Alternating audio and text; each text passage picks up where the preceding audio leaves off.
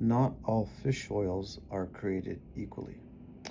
Hi there, my name is Dr. Walter Lemo, naturopathic physician with a practice solely focused in cancer care for over 20 years.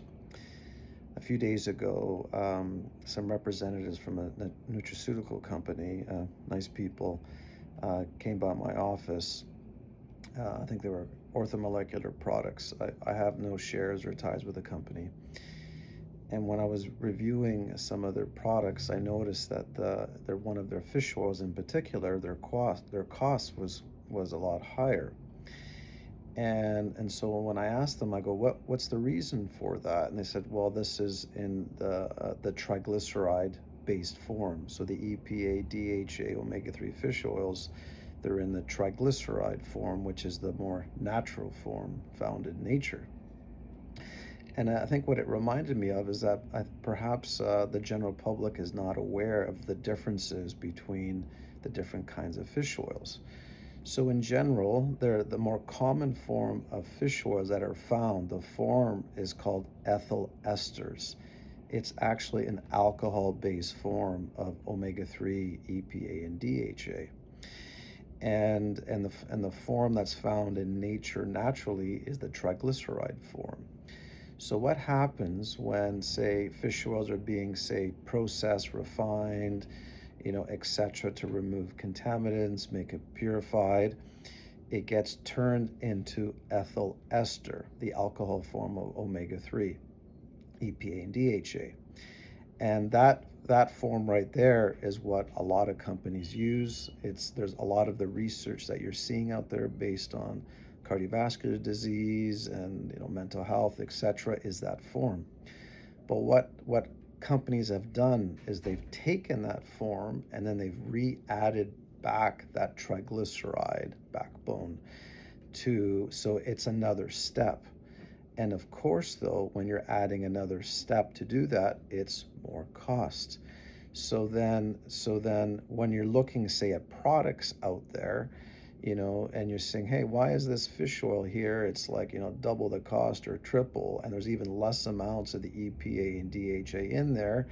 It could be because it's the more triglyceride-based version. And you tend to see them on the label. And I guess the question is like, well, does that like make a difference? So, does it make a difference to me? And so some of the preliminary research, what has shown is that the triglyceride-based forms may absorb better. Some papers suggesting even up to 70% absorption. Some papers not as much, or not that much, but that's kind of what some of the papers have said. So it gets into the blood higher.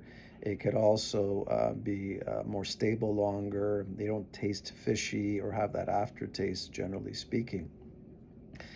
But there hasn't been any kind of head-to-head comparison of, like, say, of the triglyceride form versus the ethyl ester clinically for outcomes. So, say, in cardiovascular disease, in autoimmune disease, in mental health, in cancer, oncology.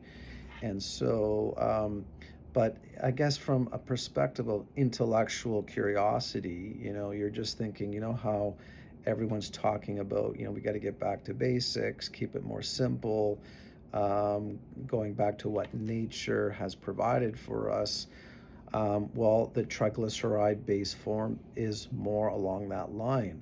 And metabolically, there's discussions that it might be easier for the body to deal with, to process, and to use.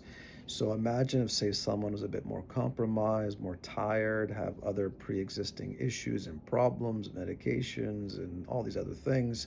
It's like perhaps the triglyceride-based form might nudge up a bit. And the one thing to keep in mind then is that when you're, say, shopping around and looking at the fish oils, omega-3, generally, if a company doesn't state that it's triglyceride-based ingredient, it's most likely doesn't have it inside there. And so usually companies pride themselves saying this, the source of the EPA, DHA is triglyceride-based, TG, it's called. So information to pass on and to share.